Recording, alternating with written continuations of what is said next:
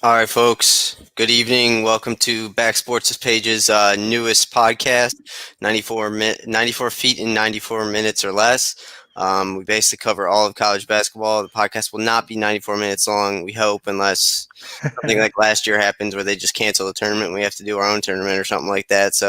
But we guarantee it'll be under about an hour and a half, and we're going to cover everything that went on the week that was in college basketball and the week that is upcoming in college basketball.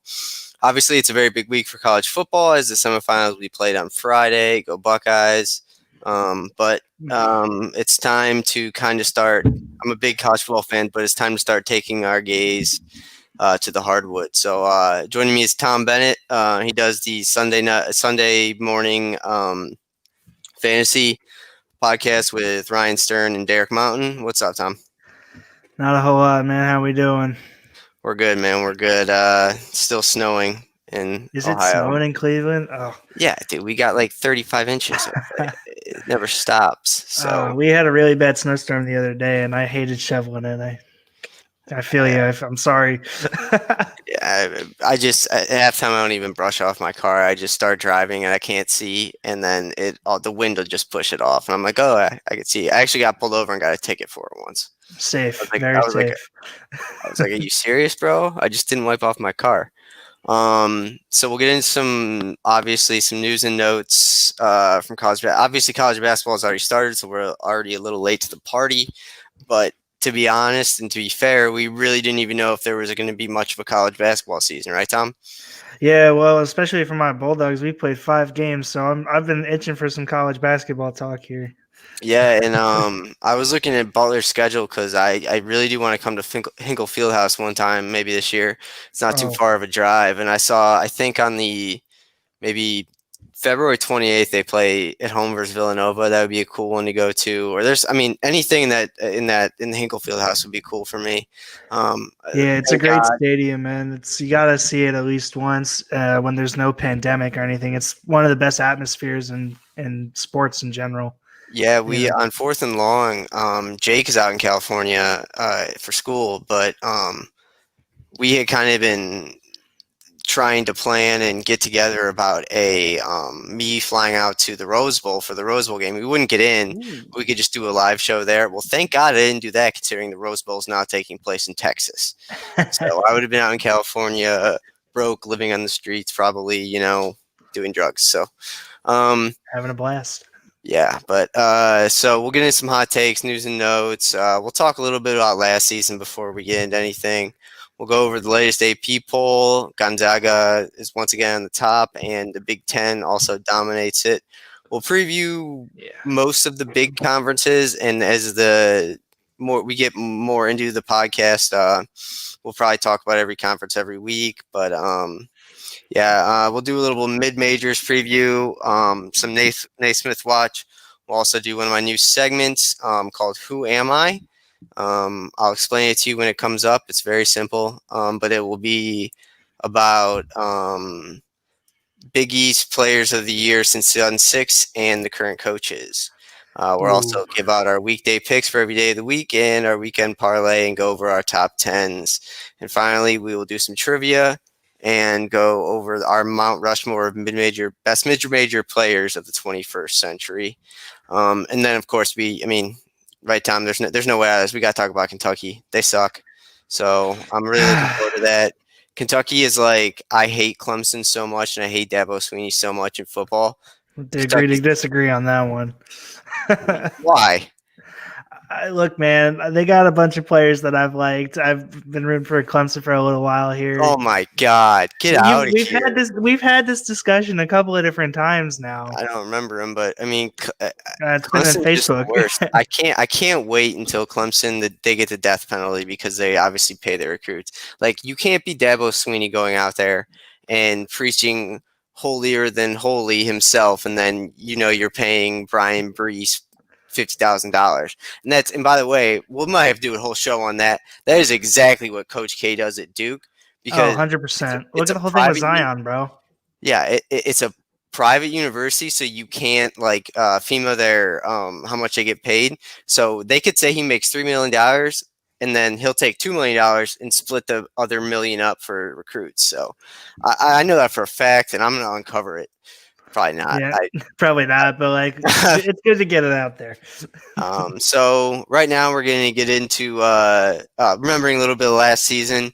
We'll only talk about it for a couple of minutes, but I remember there were obviously the pandemic, like it started to heighten everything, and then they were looking at like holding it all in one place, or kind of like the bubble in the NBA. Mm-hmm. And then actually I was downtown Cleveland for the MAC championship was played there, with Kent State, Akron, those guys.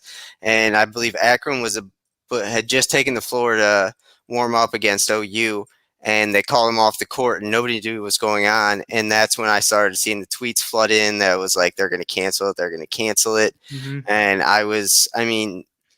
the first weekend of March Madness, including Thursday, is the best day of the year. I mean, if you have work, you have to skip work. If your boss doesn't let you skip work, screw him. You got to watch those games. There's always a lot of upsets, but I remember back in high school watching them on my iPad while we were going to church. Jesus, I haven't been to church in 28 years. So yeah, I do remember that, and so we were left kind of with a cliffhanger after last season. They didn't really. I know they said they were going to extend a year of eligibility to like seniors and stuff, but I mean, by that time, the seniors had played their season. I mean, the obvious goal is the dream is to get to the NBA, but I mean, a lot of those guys didn't want to come back and go through the grind of playing school instead of playing basketball. So, what do you remember about the time around that time when they really started canceling it?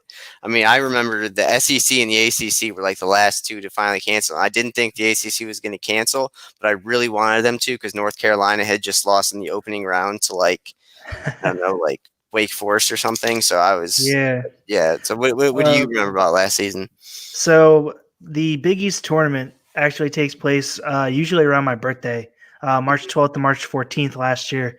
And I go to Butler, so I'm very ingrained into the Big East system. Tom, let everyone know you go to Butler. I do go to Butler University. Go Dogs! But for my birthday, the past couple of years, my parents have gotten me tickets to the Big East tournament, where awesome. Usually they play 2 games. So there's a morning game, or not a morning game, but like a 3 or 4 o'clock game, and then like an 8 o'clock game or whatever. So I usually get tickets to go watch that in Madison Square. And the day of Butler's game, I forget who was verse. The game, I think it was Providence, was the first game. And I forget who they were playing, but it got canceled at halftime. Like they were legitimately, they were just coming out of the court, starting to warm up again. And they're like, "Nah, everyone else go home. We're done. The season's canceled." Yeah. And I was just so in shock, and like obviously I was a little disappointed, but like whatever. It's over now. We're back into college basketball, so exactly. So it's crazy to kind of see it all kind of come back together after getting stripped away and losing our main guys. Yeah. So it's definitely kind of this year is going to be kind of the year. Basically, I think is kind of an extension last year. I honestly think that I think Kansas and Dayton would have met up in the Final Four at some point last year if they would have played, and I think it would have been Kansas versus Virginia or Dayton versus Virginia in the championship. And I thought Virginia would be pretty good this year, but I mean, Kent State is about 20 minutes away from me, and they took them to overtime. So, but it doesn't seem like it's that hard to take Virginia to overtime because they don't score. So yeah, no, they're a defensive team, and they don't score, which is why they're down at 23 right now. The new polls, or the new AP poll, came out this morning, correct? Yeah. I think they're like they're 23, I think. Yeah, I believe I have it up right now. Yeah. I think they're 23, but yeah, when I talk about like Virginia basketball, it reminds me a ton of Wisconsin football. Like they get the job done, but you don't want it's like not pretty. If Virginia was on TV playing like Wake Forest, I would rather watch like a Maryland Rutgers game just because I don't want to watch defense. I mean, when I play basketball, defense is obviously important, but I don't want to watch it like that. No, But, obviously not. I mean, you play to watch the deep threes. That's why everyone loves Steph Curry. He hits these oh my absolutely God. insane shots. Don't even You get know, me started on Steph don't get Curry. me started. I hate Steph Curry, man. I hate Steph Curry too. Ugh. But apparently, I guess there's a video out of him. He made 105 straight threes in I was practice in the watching it. corner. I was I watching don't it. know if that's real. I don't know. But it's definitely going to be weird in the next couple. I mean, you'll be young. You're younger than me, but so you'll be able to kind of see it more head on. But it's going to be weird in a couple of years when I think they're going to move the college basketball 3-point line backward, and it's not going to matter. I mean, if you watch high school games or AAU games, I mean, those kids are launching from 35 feet without even thinking about it. Yeah, I mean, some of these kids are automatic from Curry range, as we call it in the young people world. Get out of here. Yeah, I mean, we have a whole generation coming up that basically grew up with Steph Curry shooting threes. So that sucks. I have to remember Steph Curry for the rest of my life. The worst MVP to ever win the MVP award, and the fact that he got unanimous. I could talk about it for 3 hours. It's a joke. You don't need to tell me, dude. I've already said I hate Steph Curry. I hate what the game's become because of Steph Curry. I actually really like guys like Giannis just to kind of bring it back to having a dominant big man. Yeah, I'm not a huge NBA fan, but neither am I. I do like a lot of the new guys in there. And I do think the Cavs will actually be all right this year.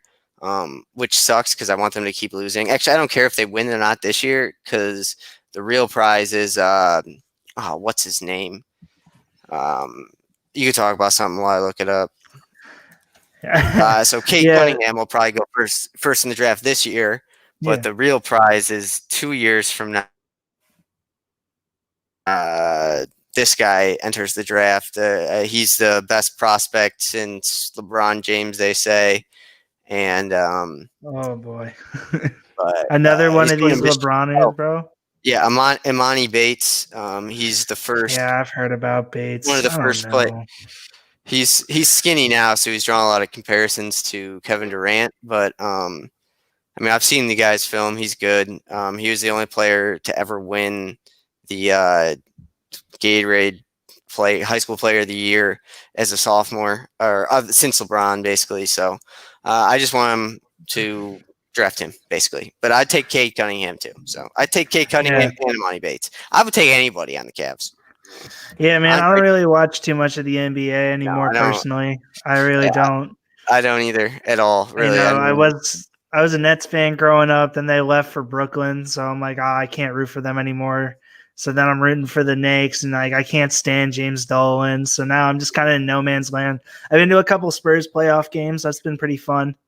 I watched Kawhi. I went to 2 Spurs playoff games. I watched Kawhi drop 45 in the first one, and then the second one I went to, he dropped 45, and LaMarcus Aldridge dropped 40. Both of them were playing the Grizzlies. So like, take that as you will. I don't really watch the NBA, but it's fun going to games and watching guys dominate. So the only NBA recent memory I have is when the Cavs won the title and we all stormed the city. I ran the fastest because I watched it on a rooftop at like an apartment building. We had a flat screen, like a screen set up, and it was about 2 miles over the bridge into the city. And as soon as they won, we sprint. It was the fastest 2 miles I've ever run in my life. And but other than that, I don't pay attention much to the NBA. And I also think that, I mean, this will be another topic we'll end up talking about, but I think they're just going to change the rule that they have to go to college for a year. It's pointless. So, especially for basketball players, I mean, they basically have to do the fall semester and that's it. But, yeah, I mean, I would like to see them actually extend it and stop these guys from. That would be the better way. They're going to end up taking it out, but I would rather them have what college football has, where you got to stay at minimum to the end of your junior year, and then if you want to stay for your senior to try and improve the draft stock, go for it. But I think that the one and done is hurting the game. You know, you always hear the talk about how programs like Duke really are doing a great job because they never have the same players twice. You know, Zion, like you look at the draft class that just came out with Barrett, Zion, and Cam Reddish. You weren't having any of those guys. I'm surprised that they had Trey Jones for more than a year.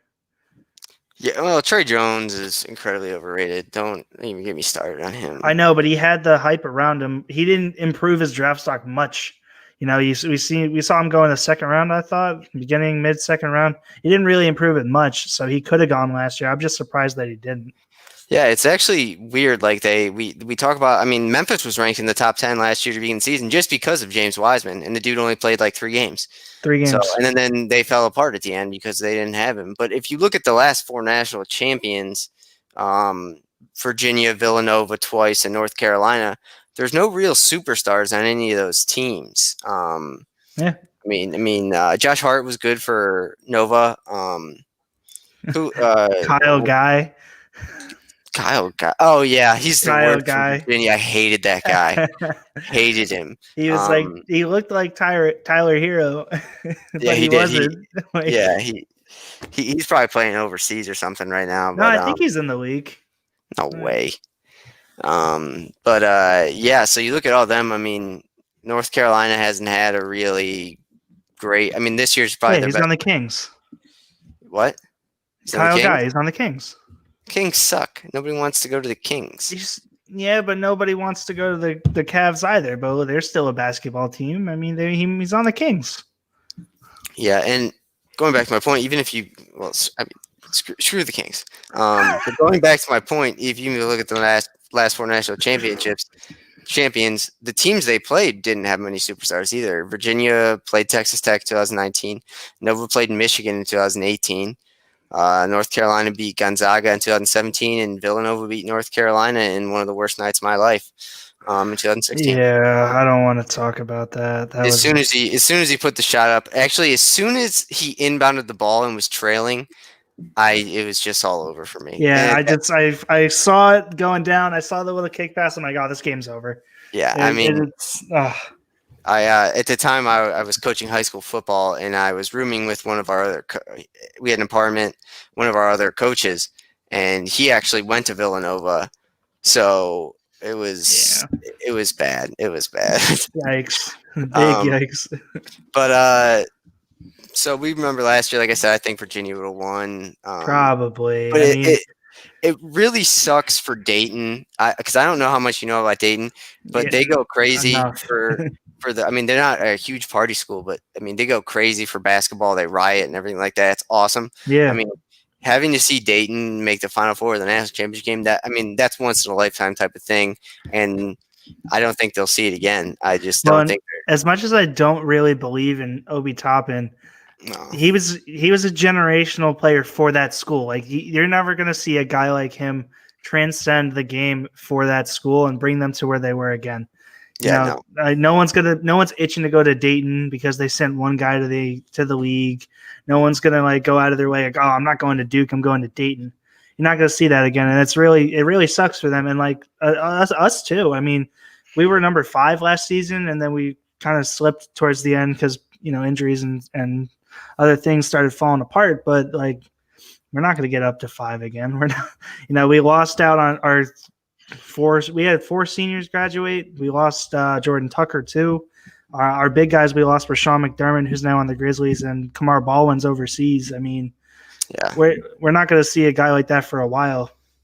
Yeah, I mean, it's just. I know where Dayton is because it's in Ohio. I mean, it's in a shitty part of Ohio. It's in Northwest Ohio. Basically somewhere I don't go. It's by Cedar Point, kind of Sandusky, but And actually, a funny story about Dayton and North Carolina is my favorite team. Obviously, we used to vacation down in Myrtle Beach as a family when I was younger, and we always stop in North Carolina on the way home. So I fell in love with North Carolina basketball. But the only live North Carolina game I've ever seen was at MSG when they played Dayton in the NIT championship, whenever the year was that UNC didn't make the tournament. So that was pretty cool, but North Carolina lost, so it wasn't very cool. But yeah, it was a bad year. North Carolina is they just don't. I mean, they just I really want to find out what Coach K does because I mean, relatively speaking, it's easier for me as an out-of-state resident to get into North Carolina than it is to get into Duke. And I know schools like it's like obviously the Ivy Leagues, but like Northwestern and football, they have high standards to get in, and it seems like Duke should too. But I don't know. I want to find out what he's doing, and I don't like it. But um, that being said, we're gonna get into some. We're finally gonna get started and getting into some news and notes. Just comment if you have anything to say, or tell me to stop. First thing we have is Florida forward Keontae Johnson is back with the team as a coach for now. Johnson collapsed on the floor in the Gators matchup with Florida State on December 12th. The Gators took 15 days off after the incident, and now Johnson is attending practices, helping coach the team. After the incident, Johnson was quickly put on a stretcher and taken to the hospital. One key point here is a lot of the college basketball coaches around the country, including Calipari and Roy Williams and Coach K, are dying to know basically if his collapse had anything to do with COVID. Because I mean, it's hard to say not. I mean, like that's always going to be their first reaction is yes, it was COVID, because they, you got guys like Coach K that are like, hey, we shouldn't be playing right now. So everyone's of course itching to see if it was or if it wasn't. As a team like, oh God, now I'm stretching. Like Iowa, they don't want it to be COVID. They're having a hell of a season. Yeah. So I see where that kind of comes from. So yeah, absolutely. I mean, you still got to be careful. I'm kind of over it at this point, but you got to be careful. I mean, the only way to keep these college and pro teams safe is, I mean, I know I said it with Jake on the Fourth and Long podcast, but I said, I mean, if you're a college basketball coach, you have 15 players on the team, rent a big house for 6 months and just keep them in that house, because that's really the only way it's not going to affect people. I know it's not fair to the kids, and you obviously that couldn't happen in real life, but I mean, if you really want to win a national championship and see yourself good in the future, then you need to do whatever you can to stay away from that stuff. I think that's what Butler did. They got the college basketball team all a wing in one of the dorms that we have here. And like it sucks for the seniors because like they don't really want to live in a dorm anymore. Like they did the whole shindig or whatever, but they're doing it because they got to play the game. Yeah, exactly. So that sucks, but I mean, we'll monitor COVID and anything big. I'll tweet it out or you'll tweet it out. So, but yeah, nothing too big right now, except for now this. On Sunday, Villanova announced head coach Jay Wright tested positive for the COVID-19 virus.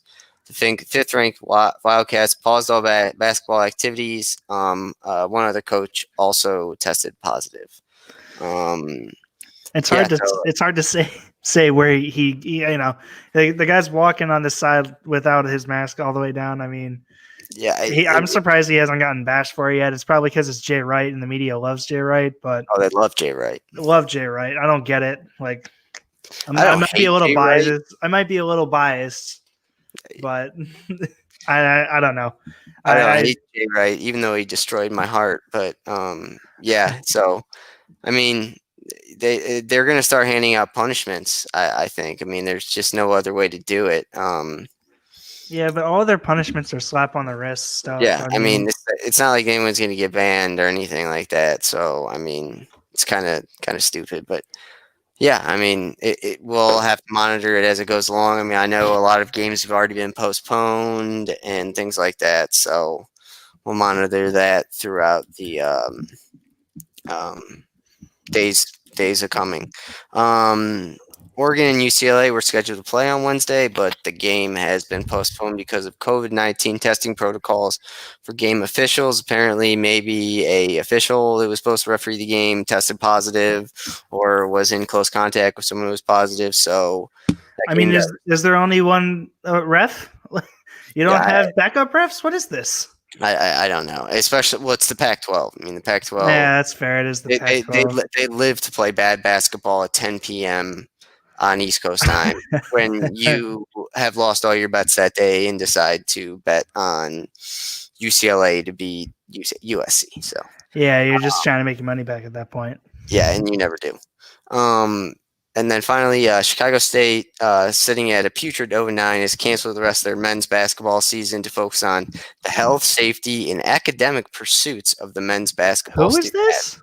Chicago State. Chicago State. I don't even think I knew Chicago State was a thing because Chicago's a city. I wouldn't think there was a Chicago State. I mean, there's a New York University. but New York's also a state. Yeah, okay, whatever. But yeah, I mean, Chicago State. I mean, I get they're a D1 school, I think, but obviously they're bad, and they started at 0-9. I mean, I don't blame them for canceling the season. I mean, when you start at 0-9, what's the point anymore? All you're risking is just getting more COVID or injuries. So yeah, I mean, you would have liked to at least get one win. Well, clearly I would know the feeling. They probably saw their schedule ahead in the future, and they were like, "What are you wearing?" Jets, the New York Jets. Shut up. I wasn't taking a shot at you, but I'm like, hey, maybe they would have wanted to get one win. I know the feeling. That's really funny. It's real funny. I wasn't talking about the Browns. I wasn't even going to mention it. It's not like that was such a bullshit game. Like we had no right winning that game. You guys had 4 receivers out. That's bullshit. Yeah, I mean, it also sucks when Baker fumbles 3 times, but that's a different con. I've forgotten about that, and I moved on. So all right, sounds good. They're going to beat the Steelers. I forgot about the game too because I was hoping they lost. Yeah, right. I mean, what? Nothing defines the Cleveland Browns and the New York Jets than yesterday's game, where the Jets wanted to come in and lose, and the Browns wanted to come in and win, and the exact opposite. Well, I actually put up an article recently about the NFL adopting the NBA lottery to prevent tanking, right? Yeah. So one of the things I said in there is teams themselves don't want to lose. The players don't want to lose as much as the fans and maybe even sometimes the upper management. None of the coaches or players really want to lose because they're all auditioning for the future. Yeah. Or if you're Sam Darnold, what benefits you from losing that game? Nothing. Nothing, because you're going to lose your job if they take a quarterback. Yeah, I mean, if he wins that game, they might draft Penei Sewell, and he may be the quarterback again next year. Yeah, I mean, I think he will. I think they're going to sign him to his 5th-year extension. I mean, just see what he's got. I mean, after losing the number 1 pick in Trevor Lawrence, there's no true clear-cut number 2. Yeah, everyone has their own opinions on the rest of the board, from Fields all the way down to Trask or Jones or whoever. Yeah, it used to be Fields, but I think any number overrated as shit. Shut up. No, I really hate him. Broken thumb. Sorry about it. He probably did. Yeah, I mean, I think talking NFL draft, I think anywhere from 5 to 6 go in the first round. Fields, Lawrence, Zach Wilson from BYU, Trevor Lance or Trey Lance. Yep. Kyle Trask and Mac Jones could all go in the first round. I don't think Mac Jones will, but I do think Kyle Trask will be a good pickup for a good team. I am much higher on Trask than other people seem to be. Oh, you should talk to Jake. You should talk to Jake. He loves Trask. He doesn't shut up about Trask. Dude, Ryan and Derek were yelling at me saying that they didn't want to hear Kyle Trask's name. That dude's in contention for a Heisman for a reason. Yeah, I mean, he's playing out of his mind. I know we're getting off topic, but a little bit. Getting into it, like the best 4 teams this year that should be in the Final Four are probably Alabama, Florida, Clemson, and Notre Dame. Probably. Yeah, and that's what my biggest thing was with Ohio State getting in, because they Dabo. I hope we beat Dabo, and I hope he cries, and I hope he gets hit by a bus afterwards. All right, but I'm not. All I'm saying is, like, I get it. People would have bent the rules for Alabama or whoever if it was the same situation, and I get why the Big Ten did it. I just would have liked to see Indiana, because I don't know. I felt they deserved it. If anyone, like I said, we're very off topic, but if anyone has a gripe with the playoff committee, it's either Indiana or Cincinnati. I mean, Indiana technically won the East and could have won the Big Ten championship versus Northwestern. Probably would have, honestly. Probably would have. Because even without Penix, I mean, that backup was good, and I mean, they still were a surprising team. Tom Allen. It's Tom Allen and Luke Fickell to be coach of the year to lose. So, speaking of coaches, we'll kind of. I know I have the background. I'm sorry. I'll stop going off target. No, you're good. You're good. It's more fun this way. But we're gonna. I know I have Kentucky on here on the outline somewhere, but we're gonna do that right now. Do we Except have to? I really don't want to talk about Kentucky. All after right, let's do losing, it now. after losing to rival Louisville 62 to 59 on Saturday, John Calipari's team has now lost 6 straight and sit at 1-6. Six. In his presser after the game, Calipari was critical of himself and flat out said, "Losing stinks." Yeah, Thank you for that, John. I don't even know what what the issue is. I mean, they got like 3 top 10 players that they just. I mean, you're talking about one of the all-time college basketball powerhouses losing 6 straight. When's the last time you've heard a school like Duke or North Carolina or Gonzaga, Villanova? When's the last time you've heard any of them losing 6 straight? I think North Carolina lost 6 straight at one point last year. All right, well then throw that out because that was like a weird year, right? Yeah, without Cole Anthony, so. Without Cole Anthony, who was literally the entire team. Love Cole Anthony, by the way. Yeah. But like, this is a powerhouse school that you're not supposed to lose 6 games. And it's not even like they're coming that close. I mean, their leading scorer is Brandon Boston, the freshman. He's averaging 14 a game while shooting under 40% from the field. And their leading rebounder has only 8 rebounds a game. And their leading assist man has under 3 assists a game. I mean, that's just a team that doesn't share the ball and is all about one-on-one. Which is fine. We've seen that work in multiple situations. I mean, that's basically what Duke did 2 years ago. Exactly. It's basically what Duke did, but Duke actually played good defense. They're not playing good defense. They're not good enough to do the one-on-one game. No. And, I mean, yeah, that's why I've taken a little credence with Mike Krzyzewski lately because he's not really coaching his teams. I mean, that year with Zion, Cam Reddish, and R.J. Barrett, I mean, he just put them out there to play. I mean, yeah, and they got worse as the season went on. So it's not like he was teaching them. I mean, towards the end there, yeah. What? Except Zion. Well, he wasn't coaching. He wasn't coaching Zion because Zion didn't need to be coached. I still think Zion is bust and he's going to suck. I can't wait. I'm pretty sure that's just bias kicking in, but yeah, like towards the end of the season, Coach K wasn't calling plays or doing anything. He was basically letting RJ or Cam shoot a 3, RJ drive to the bucket, and hope that Zion Williamson is there to grab the rebound and put it back up. So it's just an interesting dynamic at Duke, but even more at Kentucky this year because I mean they have enough talent with the recruits they brought in to be a top 10 team and make a decent run in the tournament. But right now, they're just so bad. I don't think they can bounce back from it. I mean, look at all the schools that have lost, 5 or more. Like, none of those schools can really bounce back unless they take a serious turn. Yeah, except the SEC is pretty weak. I mean, Tennessee's ranked 7th. Missouri right now is ranked 12th. 12th, yeah. They'll probably fall off. And then other than that, there's no other teams from the SEC in. But, I don't know if they can come back from this. And, I mean, hopefully college basketball as a whole kind of takes a look at this and is kind of like, maybe let's start recruiting. Either let's change the rule or let's start recruiting players that are going to stay for 3 years. So. Yeah, because that little run that they had was all one and dones. They just had a string of amazing one and dones. I mean, you could field an entire basketball team with Kentucky's players of the past decade. Yeah, and they would be good, like very good. Probably they would be decent in the NBA, decent / pretty bad, but they would be also at that age be great in college. So, so moving on from that, I hope Kentucky keeps losing. I don't like Kentucky. I don't like people that go to Kentucky. I don't like the state of Kentucky. It's weird. I definitely don't like John Calipari. Yeah, no, I got a big problem with Calipari there, so I don't really like him. But I'm not going to go as far to say I hate the state of Kentucky. So I lived in Kentucky for a year. Yikes! Or the border of Kentucky and Tennessee. Yikes! So we kind of went over the AP poll, but I'll go over the top 10 real quick. Number 1. Receiving 62 of the 64 first place votes. Gonzaga, who is just on a roll and crushing everyone they play.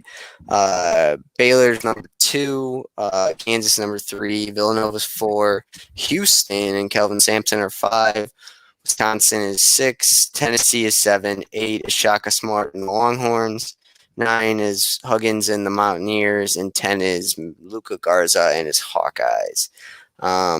It actually really sucks. Earlier in, I don't know, maybe 2-3 weeks ago, Gonzaga and Baylor were supposed to play at a neutral court, and it got postponed. I had put out a whole article on it, and my dad, like, someone came up to me and they were like, "You know that game's postponed, right?" I was like, "You gotta be kidding me, dude." That's probably gonna. That I honestly think that one might determine the national championship. Yeah, I mean, I think there's tiers right now in college basketball where it's kind of like in football where it's Alabama, Clemson, then the rest. I think it's Gonzaga, Baylor, and then the rest, kind of. Yeah, well, and that one loss is gonna hurt them. I don't think Baylor's gonna fall, or whoever loses, I should say. I said Baylor because I was looking at number 2. But whichever one of them falls, it's not going to be devastating. But I mean, but even talking about that, that's what's great about college basketball is, I mean, anyone can get hot in the tournament. I mean, exactly. Some of my first memories of the tournament, I think, was in 2002, so probably before you were born. 2000, good try though. Oh, so you were 2, so you definitely remember this. But when Kent State went to the Elite Eight with Trevor Huffman and Antonio Gates and all of those guys, and I remember sitting outside of the Kent State bookstore after they qualified for the Elite Eight to get a Kent State Elite Eight T-shirt, and with my dad, and I was like, didn't really understand the magnitude of it, and now it's like, geez. But then again, now we've also had George Mason in the Final Four, Loyola Chicago. We've had a 1 seed go down. We've had multiple 2 seeds go down. Yeah, so it's busted a lot of my brackets with that Michigan one. Don't ever root for Michigan. I didn't root for them. I made a bunch of brackets. I'm saying I made my brackets around them because I thought they were a sneaky 2 seed. Who was Michigan's point guard a couple of years ago? Why can't I think of his name? A couple of years ago. They were in the national championship. I don't know. I know who you're talking about. Oh, who was the? Here, I'm gonna look it up. Yeah. Michigan basketball, the top 12 floor leaders in Wolverine history. This is Trey Burke. That's who it is. Was from Michigan. I thought he was Michigan State. That's why I didn't ring a bell. He was Michigan. They lost to Louisville, I believe, in that white dude who was like 6'10" and shot a lot of threes. That's all he did. But yeah, so with that AP poll, like I said, Gonzaga pretty much dominating, and the Big Ten has 2 teams in the top 10. I think 6 in the entire top 25. But go ahead. What were you gonna say?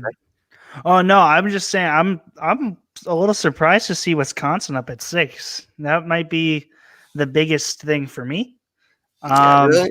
I mean, I feel like Wisconsin's always. I mean, they're the same in basketball. They're just. I know, but they haven't been that great since Kaminsky.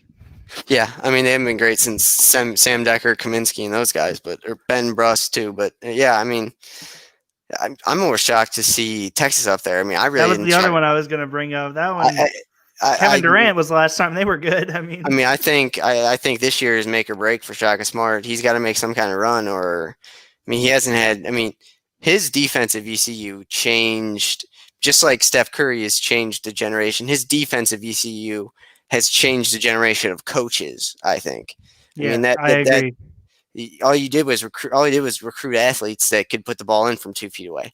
So, but I mean, and he's not nearly had that level of success at Texas, and we all know Texas loves their coaches so much. I mean, they're about to fire their football coach, Tom Herman. So, but yeah, I mean, and they have a really good freshman this year who could challenge Cunningham for the newcomer of the year in the country, and maybe the Big 12, and Greg Brown, a center with just the most simple name ever, Greg Brown. Every time I wrote that in one of my articles, I went back and looked. I was like, is it really Greg Brown? Yeah, but I don't think you can find a more generic name. That's definitely one. His parents are like, oh, what do we name him? I put him in a simulator. Yeah. So Cade we're gonna head on to. You'll lead this one, but we'll just kind of go over who our projected winners are, the players of the year, coach of the year, and the newcomers of the year in the respective big conferences. We'll probably skip the AAC, Pac-12, and mid majors today. So we'll just do the Big 12, ACC, and Big 10 and Big East. So you got the Big East, so have at it, dog. Yeah, man. Well, let me pull her right up here. Oh, where'd it go? Did he already post it? Fantastic. Yeah, so Big East has been kind of weird this year, I think, man. Like, Butler only played 5 games. I think, what was it? UConn only played 4 games. And DePaul's played 2 games or 3 games, one of the 2. Mm-hmm. It's been kind of weird. I'm trying to pull her back up. I don't know where it went. So if we're looking at just the players, right? Player of the year? Player of the year, conference? coach of the year, newcomer, and then your projected winner. Right. Okay, so we'll start with the projected winner. It's going to come down to 4 teams. I got 4 teams that are going to kind of lead the pack, and that's obviously Villanova, Creighton, Xavier, and Providence. So Villanova, heavy favorite. I mean, they're number 4 in the country now. I mean, there's not really much to say. Gillespie is having an absolute monster. I wouldn't say monster season, but he's definitely the leader of that team. He's going to be the guy that's going to calm them all down on the court. I don't know about that. Jeremiah Robinson Earl is the leading scorer on the team. No. I said he's not really having a monster season, but Gillespie's the leader. He's the one that's calming him down. He's Ryan Arcidiacono times 2. Yeah, exactly. Perfect comparison. But Robinson Earl's the stud there. He's the guy that they're going to be looking for. He would be my guy where if you're going to pick someone off Nova to give player of the year to, it would be Robinson Earl. But Gillespie could make a case for it just due to the leadership factor, because I think there needs to be something said for player of the year. It's not just the statistics; it's what you do for your team. Yeah, I have sort of the same thing going on in the Big 12. So go ahead. Yeah, so that there's not really much else to say about Nova. They're the heavy favorite. Creighton won it by default last year. Lost Tyshawn Alexander to the NBA. Do you remember where he went? I want to say like the Clippers, maybe. Tyshawn Alexander? Yeah, I forget exactly where he went, but he was a Creighton guy. He's he's cousins with Shai. He plays in the G League for the Northern Arizona Suns. Huh. Must be the Suns G League team. Yeah, it's the Suns G League team, but he's cousins with Shai. But he came from Creighton, and he was an absolute stud on both sides of the ball. His defense is really what wowed everyone. With him gone, Marcus Zagorowski. Yeah, try saying that. It's easy to say once you say it a couple times. I practiced it earlier. I didn't practice it whatsoever. I heckled the guy. I heckled him in person, so I already know what he says. Look, man, I'm telling you, you got to get out to a game in Hinkle when there's people there. It's best atmosphere. Zagorowski, though, he has really stepped up his game. I mean, 13.8 points a game is not really impressive, but he also gets 4 rebounds, 5 assists, and a steal and a half a game. And then Denzel Mahoney has kind of popped out of nowhere, averaging the team high 15. Zagorowski is, again, off this team, Zagorowski is going to be the guy that you're looking at for the player of the year, and he's been the guy everyone's been projecting to win it. I don't know how you can really put him over Robinson Earl if you're looking straight statistics, but Creighton, I think, has a decent chance. Oh, there you are. You went away for a minute. My internet's terrible. Next time we're probably going to use your internet, maybe. All right. Well, we'll see how that goes. Anyway, yeah. Zagorowski is kind of the guy there. They actually have a couple of, I think they have 5 different people averaging over 10. They've been playing really well team basketball. Then he moved down to Xavier. They have Fremantle and Scruggs. I mean, there's not really a whole lot to say. We saw both these guys last year. They lost Najee Marshall to the NBA draft, he was averaging, I think he averaged a double-double by the end of the season. I'm surprised he didn't get player of the year. But Fremantle is He's the really tall, lanky dude that doesn't really kind of have a neck. Yeah. He's having a really nice season again. He's averaging 16, 7, and 1. And Scruggs has stepped up his game to kind of go into that spotlight role, averaging 15, 4, and 6. So he's kind of taken over the Najee Marshall.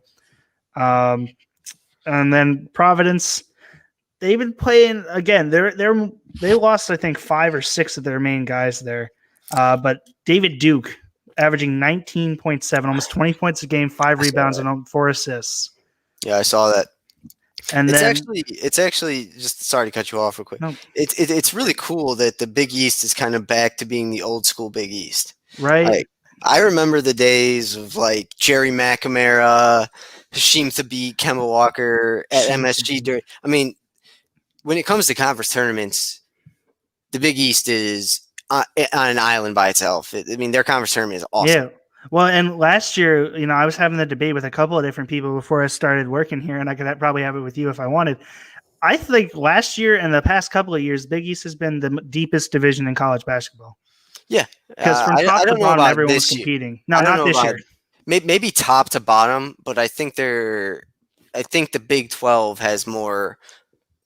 Yeah, they're more talented this year. Teams, I'm saying last year it was top to bottom the best division in college basketball. This year is very top heavy. Outside of these 4, there's a huge fall drop off. Yeah. So, but between David Duke and AJ Reeves, each of them are averaging almost 20 points a game. They're my dark horse to win the conference because it's hard to say that Nova's not going to win it. But I think they have a better chance than Xavier, and Creighton's a very well coached team, but they hit a wall last year a little bit. So we're leading up to the tournament too. So if anyone's going to knock them off, I would say Providence. Rest of the way, I don't really. There's not really anyone that wows me. If you're looking for player of the year, like I said, Zagorowski, James Bouknight, I'm pretty sure it's how it's pronounced. Yeah, I can't say it. His name reminds me of Ryan Boatwright. Yeah, the guard from Connecticut. Yeah. Yeah. Well, James Bouknight, he's a guard from UConn. He's averaging like 24 points. Yeah, 24 points a game, 5 rebounds, almost 6 rebounds, 1.5 assists, and 1.5 steals a game. He's the guy that I would put atop James Robinson Earl right now, but I don't like putting that since UConn hasn't played more than 5 games. Yeah, so in my article, I had him in that middle of the pack along with Butler and DePaul, just because we haven't really seen enough of them. But if I'm going anywhere right now it would be those 3 guys for the player of the year in the conference. And then for my coach of the years, coach of the year, Jay Wright. I mean, again, hard to go against Nova. Greg McDermott, I think, won coach of the year last year, and if Creighton sticks on this trajectory that he's on again, I could see him repeating. I mean, the guy's been absolutely phenomenal with not a whole lot of, I don't want to say not a lot of talent, but not a lot of big name guys that you would expect. Yeah, and then Creighton, go ahead. No, go for it. I was saying Creighton's like not like an attractive. I mean, it's in the middle of Missouri, I believe, right? It's in St. Louis. Yeah, it's in Missouri. I didn't even know that until one game last year. I'm a junior there at Butler, and I didn't even know Creighton was in Missouri until last year, my sophomore year. That's crazy. That's crazy. That's what and he's done such a great job coaching him, and they won it last year. If they could pull it out over Villanova, I would put him in coach of the year for NCAA in general. If he can pull out the conference championship over Nova. Then the last guy that I could see doing coach of the year for the conference is Dan Hurley from UConn. Yeah. Again, they've only played 4 games, but coming into the conference, it's their first year back, knocking off Nova, having a Naismith contender potentially if he keeps playing the way that he's playing. I love what he's doing there, but that's kind of the whole wrap I got on Big East. If I had to, like I said, predict a winner, it'd be one of those 4. Gotcha. Yeah. So I mean, like you said, Big East is pretty balanced. So we're gonna head on to another conference that is more top heavy and probably not as balanced as well. I We'll go over the ACC. Basically, it's a race between 4 teams, really 3 and maybe Florida State. It's going to come down to Virginia, North Carolina, and Duke. Virginia's looked good at times this year and also looked bad at times. Their big newcomer is Sam Hauser, who sat out last year after transferring from Marquette. I would say this year is the most wide open the ACC's been in a couple of years because Duke is not very good or not excellent, really. I mean, when Duke is really good, the conference seems to be really good. And when they're just okay. But yeah, my projected finish would be right now Virginia 1, North Carolina 2. Obviously, they had a disastrous season last year. It was horrible. But they do bring in 3 5-star players in guard Caleb Love, forward Day'Ron Sharp, and center Walker Kessler. And they also bring back Garrison Brooks, who was the second-team All-ACC center last year. Yeah, Cole Anthony really probably was the perfect point guard to run Roy Williams' offense if he would have stayed healthy. And if he had some help around him. I mean, he literally was the entire team last year. I haven't seen a team be that not involved, but lean on someone like that since Blake Griffin at Oklahoma or something like that. I would say that. Yeah, I'm trying to think if there's another. Yeah, I mean, well, Kemba Walker too, kind of, and then Zion, kind of. But I mean, so he had help. I mean, he had Cam and RJ. Yeah, so you can't even. But yeah, Cole Anthony's in playing for the Magic, so Caleb Love will replace him. He's actually on the Naismith watch list. I haven't got a chance to watch a lot of the North Carolina games. I just found out that like a week ago that they opened their season. They played I think Kentucky in Cleveland, and I didn't know about it, so I didn't go. Oh yeah, it was like the Rocket Mortgage Classic or first annual Rocket Mortgage Classic. It was North Carolina, Kentucky, Ohio State, and UCLA maybe. Oh my God! I didn't get to go, and because someone brought it up to me, they're like, UNC was like, I saw the team bus down there. I was like, what? Are you kidding? I looked it up, and I was like, wow, missed that opportunity. But yeah, a little late. Like I said, but yeah, I would pick North Carolina to finish second in the league. Duke could go anywhere from finishing first in the league to finishing 7th. I don't know a lot about their recruiting class, but I know they're definitely not the same team as in 2018 with Zion, RJ, and Cam. They've lost already to Michigan State and Illinois. Both are pretty good teams, but Illinois has kind of dropped off lately, and Michigan State has also kind of dropped off lately. But Matthew Hurt does return, the white forward who wears the stupid headband.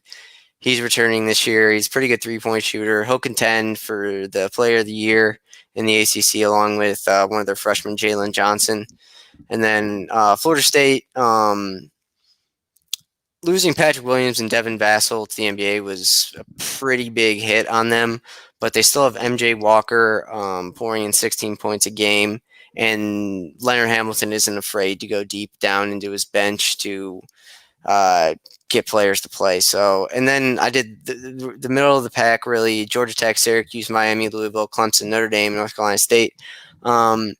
It's possible that Georgia Tech, Syracuse, Louisville, Clemson all get it in the tournament, but they really don't stand a chance competing.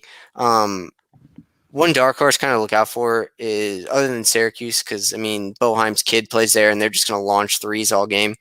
No, I mean they really are. I mean the article I read was like they won't hesitate to shoot threes. That they just need to get their. I mean the vaunted 2-3 defense has been horrible the last couple of years, so they need to figure. Boeheim's either not recruiting the right players, or I don't know. But Georgia Tech is actually okay. They finished 5th in the ACC last year, which is crazy. I had no idea about that. They have a really, really good backcourt duo of Michael DeVoe and Jose Alvarado. They combined for 30 points, 7 assists, and 7 rebounds per game last year. And Leonard Hamilton kind of runs similar to a West Virginia / BCU VCU Shaka Smart defense, not as much in your face, but they'll cover you from one end line to the other end line. So, and then I have for Newcomer of the Year, obviously a lot of freshmen could win it, but to me, their best, the Newcomer of the Year is going to be Sam Hauser, the transfer from Marquette. He sat out a whole year, and obviously Marquette's defense is horrible. So Tony Bennett, as good a coach as he has, had 2 years to basically sit down with him and erase those Marquette defensive memories and implement his new offense. And he's already averaging 13 points a game, which is like a quarter of how many points Virginia scores anyways. And then for Player of the Year, Garrison Brooks, the center from North Carolina. Like I said, it was a bad season last year, but Brooks had a fantastic season. In his last 6 games, he was putting up my favorite player ever's type games, Tyler Hansbrough-esque games to finish the season. He averaged 24 points and 10 free throws in the final 6 games. And then obviously Armando Bacot, who was a 5-star recruit last year, stuck around this year. He's leading the team in scoring right now. And so I think it's going to be tough. I think Virginia and North Carolina are kind of two favorites right now. And so, yeah. And then the Coach of the Year, if Georgia Tech makes some noise, I could definitely see what's their coach's name? They could, their coach could get some recognition. It also wouldn't surprise me if Miami had a good season and Jim Larinaga once again gets recognized. But I think it'll probably come down to Virginia, North Carolina again. It'll come down to Tony Bennett, Roy Williams. If Roy Williams wins the conference, basically be like, oh, we had a disastrous season last year. Now he's picked back up. If Tony Bennett wins it, it'll be because Virginia wins the ACC again, playing the worst brand of basketball ever. So, but with that, and then I think we'll go over all conference teams later. That's not a big deal. But I think next is we'll do the Big 12 preview. I'll do the Big 12 preview, then we'll kind of both do the Big East preview. The Big 12 is also top heavy. Basically, once again, Baylor's leading charge, followed by an okay Kansas team, and Texas Tech's all right. Texas has been pretty good so far, and who's the other? West Virginia is in the Big 12, so they're the third best team. I think it's Baylor's to lose. I really, really don't think anyone can play with them when they're on their game. I'll just go ahead and say it. The Player of the Year is probably, you kind of said the same thing. He's on the Naismith watch list. It's kind of the same thing as Colin Gillespie. You watch one game of Baylor basketball, and if you don't see how important Jared Butler is to their success, then you aren't watching the right game, because he does everything for that team. He's the floor general. He's pouring in about 15 points a game and 7 assists. I think they have 4 players that average over 12 a game, and they have a really, really deep bench. So, like I said, it's Baylor's to lose. West Virginia can make some noise. They might have the worst offense in the entire NCAA, but they probably have the best defense in the entire NCAA. So, but as we've learned from college football this year, offense wins. So they can make some noise. And then this isn't necessarily a rebuilding year for Kansas, but they lose Devin Dotson, the leading scorer from last year, and Udoka Azubuike, who won the Big 12 Player of the Year last year. They brought in some good recruits, and they brought back Marcus Garrett, who will win the Defensive Player of the Year in the conference and probably in the nation. But unless he can kind of get that offense going, I don't really see Kansas being able to come close to Baylor.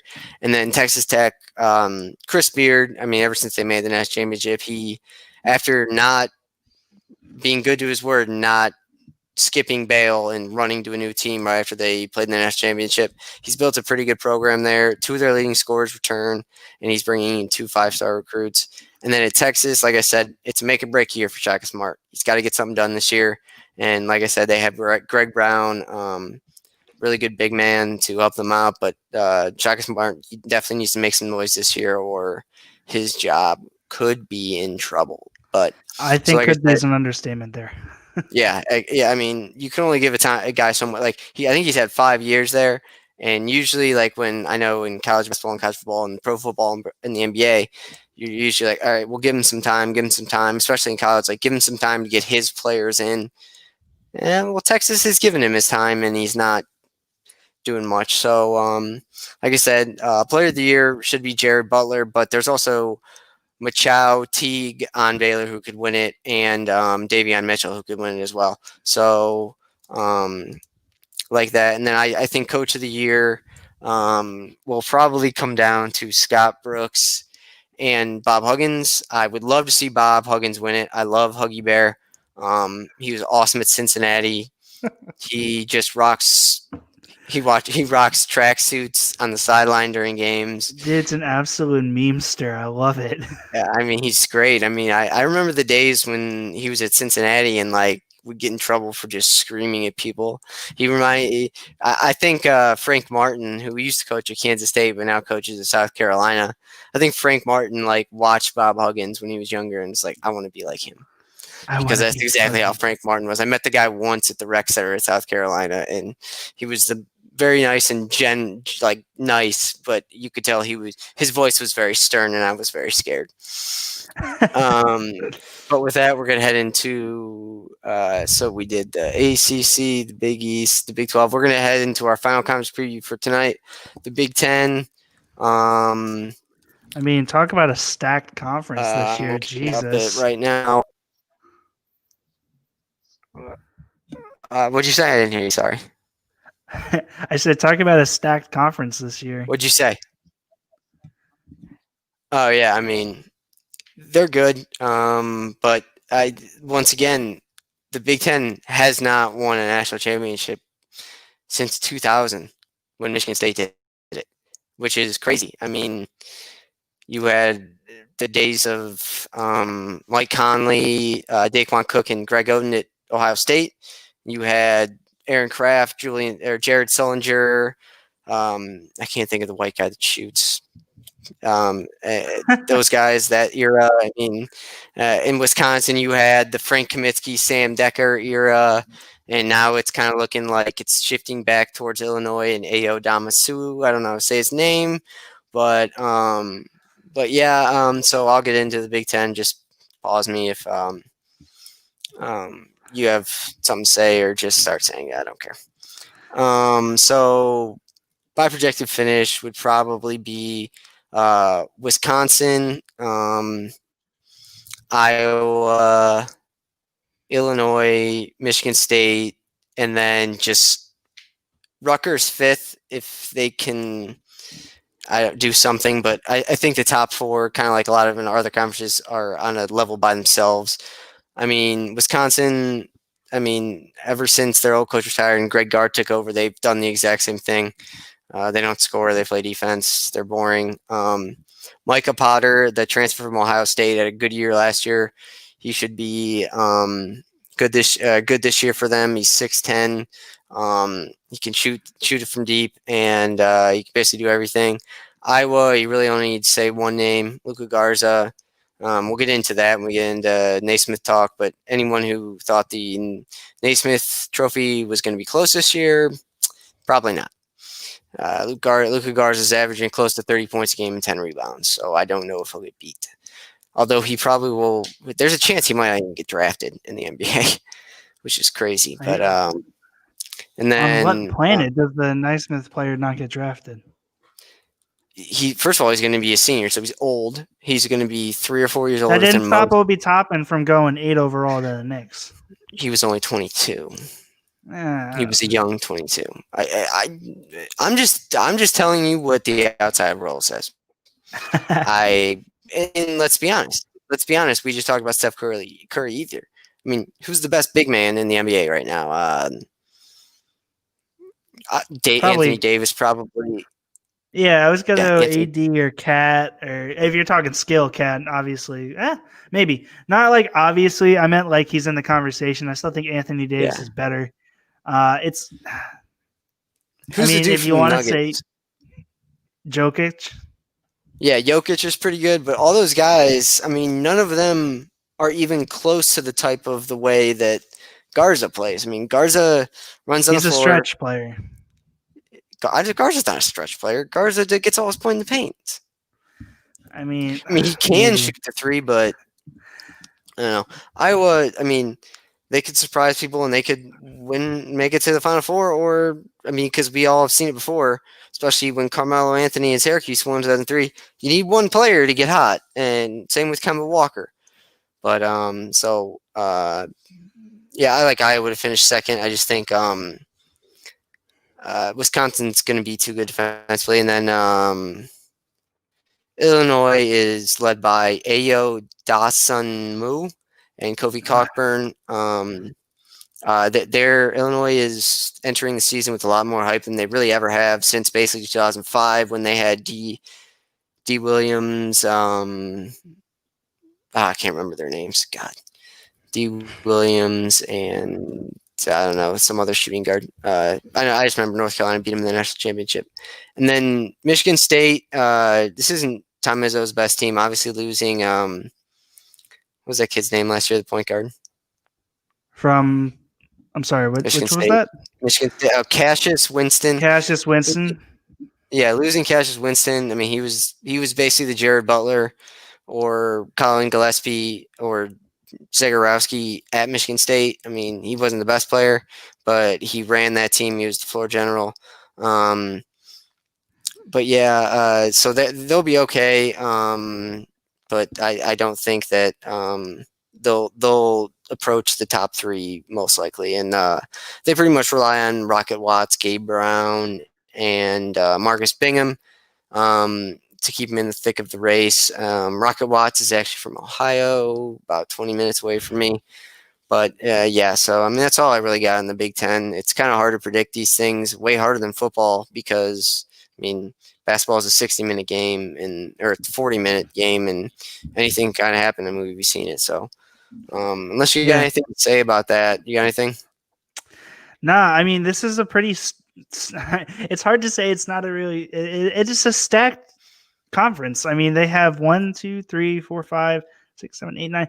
I see 10 with rankings out of the Big Ten. I only see Purdue, Maryland, Indiana, Penn State, and Nebraska don't have rankings next to their name on ESPN. Northwestern right now it says 19, Michigan 16, Wisconsin 6, Illinois 15, Rutgers 14, Minnesota 21, Iowa 10, Ohio State 25, and Michigan State 17. I mean, this is one of the most top to bottom conferences in the country right now.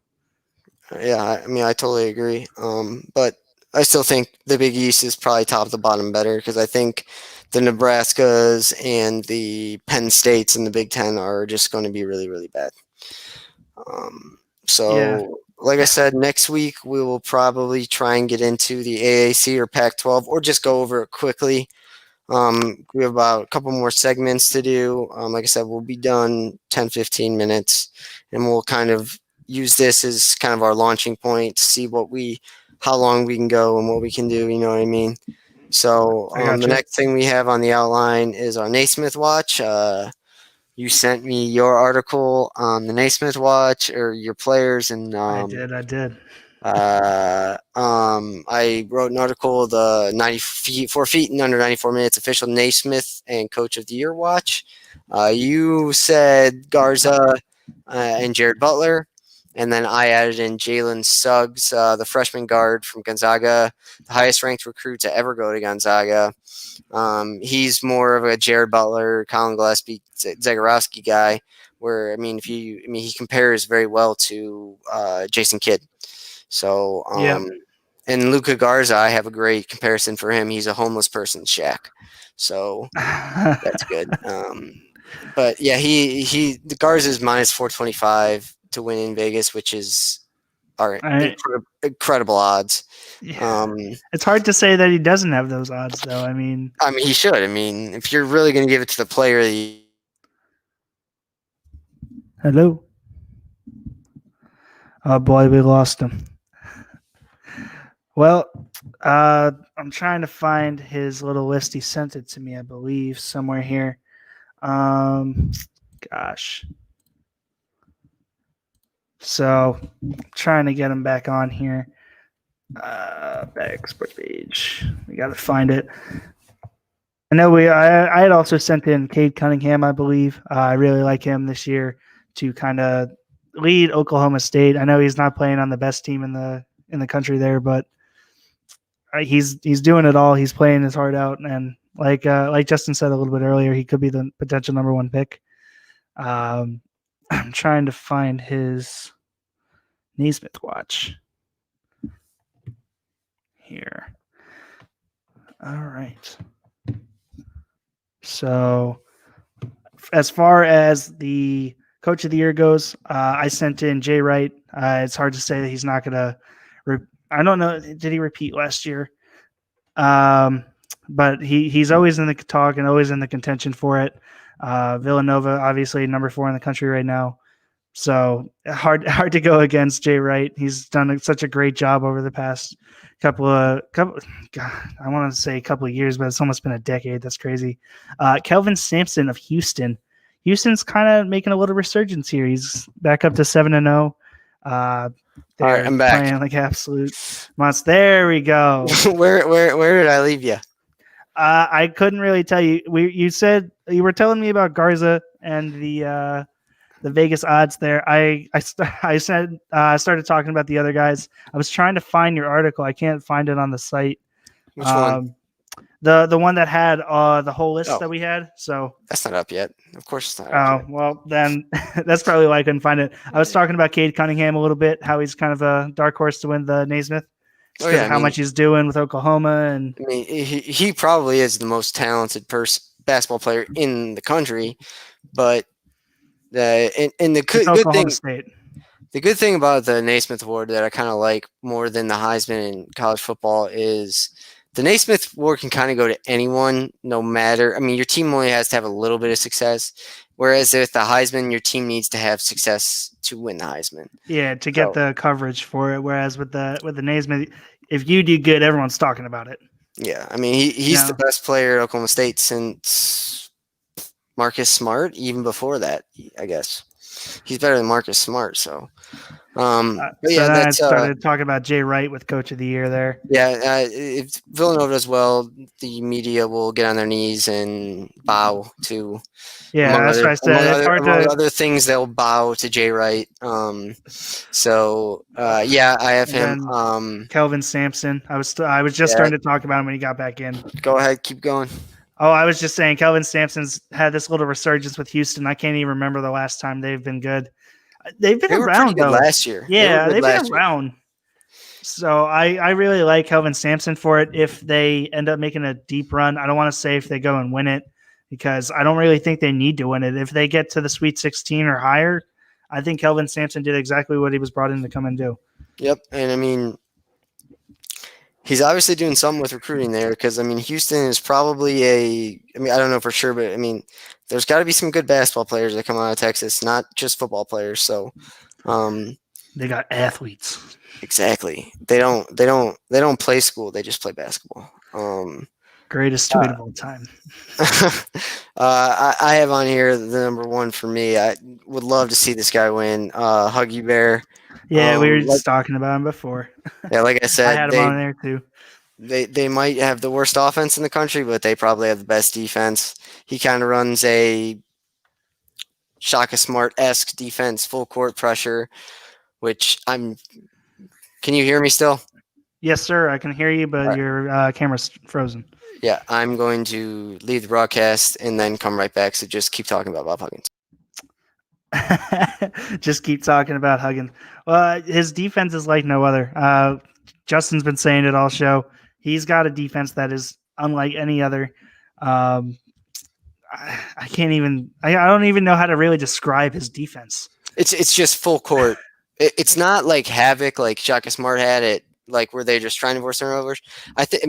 Literally, Bob Huggins just seems to me like the kind of guy who just wants to pressure the ball full court just to annoy the other coaches and the other team. Yeah, I mean, I don't even know how to really explain it because it's complex, but it's not because he just wants to get the ball as many times as possible to score because he knows his offense sucks. Yeah, I mean they just want the ball as much as they can, and who knows? I mean, I haven't seen them play this year yet, but maybe the smartest thing for them to do is go back to the Suns' philosophy: 7 and shoot, 7 seconds, shoot it. Yeah, So get as many shots up as possible. yeah, some of them have to go in, right? So that's our little awards watch list. We'll do that every Monday or whatever day we end up doing this. I What? I want to real quick just throw out my dark horse that I sent you because Oh yeah, Steve I had no idea who this guy was. Steve, I don't even know how to say his name. I don't know either. Picchio. Let's say Steve Picchio. He's the coach for Rutgers. They're 6-0, 6-1, something like that. He has done a phenomenal job with just getting the team to play team basketball. They don't really have a stud player. They don't have a guy that's averaging, 5 or 6 more points a game than anyone else. They're just playing really all around good team basketball. And it kind of reminds me of the San Antonio Spurs. The Spurs now, not when they had Kawhi. They kind of just go out there and play the game like it was meant to be played. Like it was founded back in whenever basketball was founded. It's 1825. Yeah, exactly. They're playing it like the old school guys kind of played it. They're not into these, big trios or whatever. And I lied. I forgot that they had Harper averaging 23. I was looking at the rest of their roster. He's averaging 23. The next closest guy is 15. Still good. But, I mean, yeah, he's also playing a lot more minutes than everyone else. Yeah, I mean, fun fact about me is we had to do in the 2nd or 3rd grade. We had to do like a project on an inventor. I did James Naismith, inventor of basketball. Hey, that's the way to do it. Finesse the system. So that's our Naismith and Coach of the Year locks. We're gonna skip Illini for right now and go, and we're not gonna do Mount Rushmore today. So I don't know if you have any, but I'll kind of go over my weekday picks and my weekend parlay. If you have one or picks or anything, just let me know and I'll log them in. So basically, we're gonna pick with our picks. It's different from the Fourth and Long podcast in the fact that because college basketball doesn't only take place on Saturdays, it's always during the week too. It's like Maction. But so we're going to pick every Monday when we record, we'll pick a game from every day of the week, Monday through Friday, unless there's literally no games,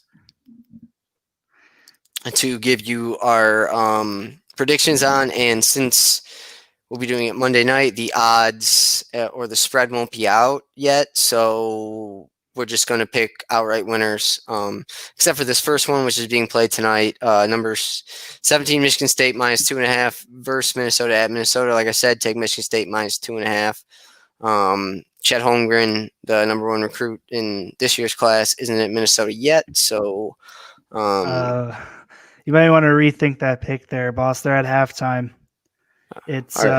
It's 16-36, Michigan State. Okay, well, I lost my first one, so let's move on to Tuesday. I like number 10 Iowa over Northwestern. Iowa's at home. I just don't think I don't think anyone in the Big Ten really has anyone to compete or play against Garza, but he also needs help, and he doesn't get help all the time, and so that'll be interesting. On Wednesday, I like number 7 Tennessee over number 12 Missouri at Missouri. I think Missouri is just kind of a one-hit wonder. Who was the dude who went there? That went to the NBA draft? Michael Porter Jr. Yeah. They weren't even good when he was there. So I don't really trust them at all. And then for Wednesday, we got Butler playing Providence again. They just played him again. I don't know what the spread's going to end up being, but it's hard. Like no. So here's the thing. I think that the game's being played in Providence, and we have not had the best away stint. So yeah, it's in Providence. So it depends on the point spread there. We're also, I think Aaron Thompson's back, but he might not be in. So watch out for the point spread. If it's anything more than 8, Butler getting points, I'd probably take that for Butler. Gotcha. And then Thursday, I mean, Minnesota has just a tough week ahead. On Thursday, I like number 6 Wisconsin over Minnesota at Wisconsin. Obviously, they're doing well tonight, so that's good for them. But I don't see them doing very well in Madison, Wisconsin. Agreed. And then for Friday, this is a MAC game between two of the better MAC teams of the past 5 years, Akron and Buffalo. I like Akron over Buffalo. It's at Akron. I might end up going. I might not. Akron's a weird city. Don't like it, but we'll see. And then my weekend parlay, I like number 3 Kansas over number 8 Texas at the Fog on Saturday. I like Baylor outright over Iowa State in Ames on Saturday, and then Sunday I like Ohio State over Minnesota at Minnesota on Sunday. So for those of you who don't know what a parlay is, you put all 3 of those bets together, bet $25-$30 on it, and it's just better odds. But you have to get all of them right to win. So next week I would say you need to start having your picks in so I can do the big board. I love the big board. I have a big board now.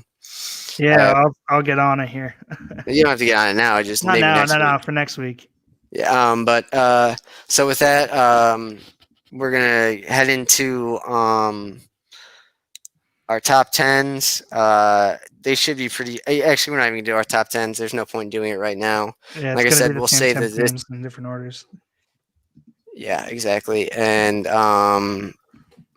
Mount Rushmore of mid-majors players will skip for now until we get the timing down and everything, and we'll probably also skip the 4 number 1 seeds now, and unless you have any hot takes right now, then we'll skip that too. But right now we're going to get into a new segment. It's new to this. I have never done it before. I always had an idea to do it. But basically, you are going to have 1 minute. I have 10 note cards here, and basically it's like charades kind of, except I can explain it to you, explain who I am. I can't say the name or anything too revealing, basically. But the key is these are all former Big East players of the year since 2006 and current coaches. So, all right, put me on the spot. And then, so you have 10 of them. I'm going to set the timer for 60 seconds. If you don't know it, just say pass. We'll come back to it. Let me get my timer up. And then next week, basically, you can do the same thing. I had my brother write. I just listed 10 random things or 20 random things. Said, hey, pick 10, write them on the note card, and then you'll do it next week. It's pretty easy, and it kind of, adds a little juice to the podcast. But so are you ready? Go for it. We're gonna try it. Okay, I went to a school in Philadelphia. My name starts with a J. I won the Conference Player of the Year. Josh Hart? No, you're Jalen close. Brunson. All right, 45 seconds. Early 2010s, played at Pittsburgh. Big, fat, big guy. Played for the Celtics for a while. Pass. I don't know. Only guy on the list in the Big East to win it twice. Went to Providence. Chris Dunn. Got it. All right. Coach of Providence. Cooley. There you go. This dude was basically compared to Tyler Hansbrough. He was weird. He went to Notre Dame. Pass. No, pass. I have no clue. All right, you got 4 seconds. You just said his name earlier. This one will count no matter what. He's now the coach at UConn. No, I forget. God, Okay, I had it. Yeah, whatever. Dan Hurley. So yeah. So basically, yeah, you got Luke Herringody right. I missed Herringody. Brunson, Ed Cooley, and Chris Dunn. You got 4 out of the 10. I did not mention Jay Wright. That was in there. Yikes! I would have got that. I know. The coaches are easier. You had that one, but it was the wrong time. Josh Hart. Otto Porter was in there. Miles Powell, the player of the year from last year. And the 2 you didn't know, Dan Hurley and DeJuan Blair. Come on, man. Oh, He was the big fat dude. I didn't even because he split the player of the year with Hashim to beat, I think. I just looked on Wikipedia, so. But yeah, so as long as you're cool with that, you'll do it next week. I'll keep track. You got 4 out of 10 this week. It'll go on the big board. All right. And then next week we'll I'll probably start making the big board around next week, or I'll probably text you to get your picks for the week ahead and kind of just write that down on like Sunday night or something. Yep. And then I'll keep our records of that game, and then I'll also keep what we're going to get into next, which is trivia. Keep our records for trivia as well. Do you want to go first, or do you want? I'm going to few questions here if you want them. It's going to go. You ask one, I ask one. You ask one. All right. I'll start then. I'll start you off with a softball. What current he's still current. What current NBA All-Star holds the record for most points in a Final Four as a freshman with 53? Melo. Is it? Yep, he hit 53 as a freshman with Syracuse. He scored 53 in the Final Four? In the Final Four. Versus who? Huh? Versus who? No. It's over the Final Four, like in the 2 games of the Final Four. Scored 53 total in the 2 games. I think. Yeah, that has to be it, because I do not. It would have been a much bigger story had a freshman from Syracuse named Carmelo 53. Anthony. Yeah, I think it's over the first. I think it's over 2 games. Yeah, so you said that wrong, and next time you say it wrong, you're getting deducted a point. No, I read it right as it is. You can't try and trick me, Tom. I said it's literally right here. What current NBA All-Star holds the record for most points in a Final Four? I didn't say game. I said in a Final Four, as it's written here on the screen. You're very vague. I don't like that, but I'm lucky I got it right. This one should be pretty easy. Or I don't know if it'll be easy. I'll make it easier. Name one of the 3 Big East teams to never have a player win the Conference Player of the Year. Ooh. I'm going to go with DePaul. Yes, you got that right. That's one of them. The other 2 are your Butler Bulldogs and Xavier. It's because they hate us. I don't know about that. How did Gordon Hayward not get it?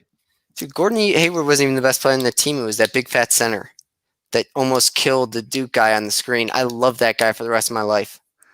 No, Gordon Hayward is the best one on that team. Shelvin Mack as well. No, yeah, whatever. Anyway. No, actually, my most hated player in college and forever will be, other than Duke players, because that's a whole new level for me, actually is Luke Henry.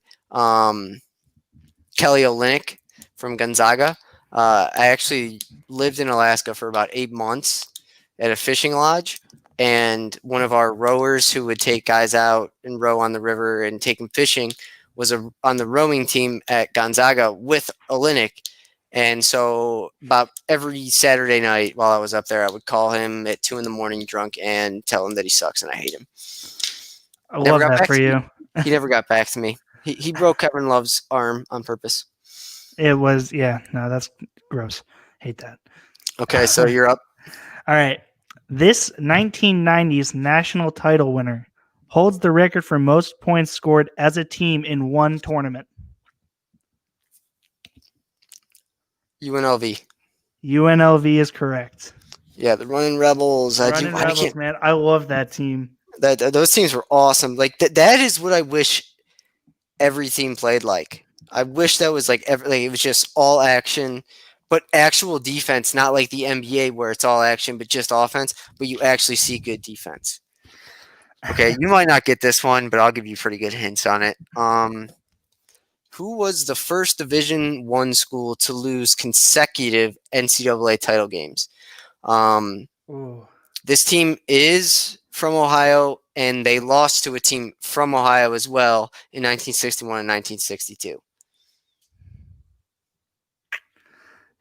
They played in Ohio and lost championship games, right? Like for the whole thing? Yes, NCAA tournament. Who was the first Division I school to lose consecutive NCAA title games? I will give you your final hint. Cincinnati. Yes, that will. Don't say that yet. I was about to give you your final hit. Shit. This team lost to Cincinnati. Yikes. In 61 and 62. It's another Ohio school. Okay. Shit. Don't overthink this. Well, Well, I'm debating Akron or Ohio State. So I'm Ohio State. That's Yes, Akron hasn't been good ever in well, the I tournament. didn't. Ohio State was never really good at basketball either. So I was just like, I mean, I knew yeah, Cincinnati was really good. up until like the 2000s, Ohio State's been pretty solid since then. Okay. Get out of here! What, Butler makes one national championship and Two. okay. They made two in a row. Yeah, and Lost both of of them to Duke. one of them was a great game, and the other one was the worst game I ever watched in the history of I college don't know basketball. about that. Okay, you're up. Go for it. All You right. have 2 or 3. Okay, go ahead. This is the last one I got here. And this one's going to be the one that's a little more difficult. I'm going to try and give you as many hints as I could. This Cinderella team had the lowest regular season ranking of any team to win a national title. North Carolina State. Wow, look at you go. Is that right? Yeah, I'm surprised. I didn't know that. Can you tell me what they were ranked as? No, I can tell you what year it was. I think it was 84, wasn't it? 83. Close enough. Okay. Yeah. They only reached number 15 in the polls. That doesn't surprise me. That was Valvano. So, yeah, there's a lot of like the ESPN, whatever that show is called, the 30 for 30 on Valvano. I don't like to watch it. I like Valvano a lot, so I like reading about him and stuff. And another thing that I would also like to say, it's way off topic, but thank God they pulled Dickie V from announcing games live at stadiums. He was going crazy at the end there last year and the year before. Yeah, like, no, that was not like a good showing. Yeah, he was like the old guy that was like, dude, what are you saying? He's turning into who's the West Coast guy? Bill I don't know. who was the Lakers coach 2 years ago? The young guy. Walden? Walton, yeah, Bill Walton does all the late night Pac-12 games, and he's just stoned the entire time. It is a great watch. It is great. Oh, how the mighty have fallen. Yeah, especially if you are stoned as well. It's great. All right, so my final trivia question. It should be pretty easy. Maybe not, but you were 6. In Adam Morrison's final season at Gonzaga in 2006, who did they lose to in the Sweet 16 in devastating fashion? Pac-12 team. Pac-12 team. Where's Gonzaga? Oh my God. You. I need basically this one of the greatest coaches, probably the greatest college basketball coach of all time, coach there. Oh my John God. Wooden. Yeah, I want to say UCLA, but like I feel like, are they still Pac-12? Yeah. All right. Yeah, I think it's UCLA. Yeah, it's UCLA. They gave up a 17-point lead at halftime and they turned the ball over 3 times in the final 5 seconds. And that was when Adam Morrison broke down. That was when Adam Morrison broke down and cried on the court, and everyone hated him for it. Funny fact about Adam Morrison: he has a doomsday bunker where he lives. So, fun times. I don't know. All right, we're coming up on our 34-minute mark. All right, so that's going to be it for us today. I think it went pretty well. But other than that, everyone follow us on social media. Tom, anything to say? You got 10 seconds? Go Dogs, baby. Dogs suck.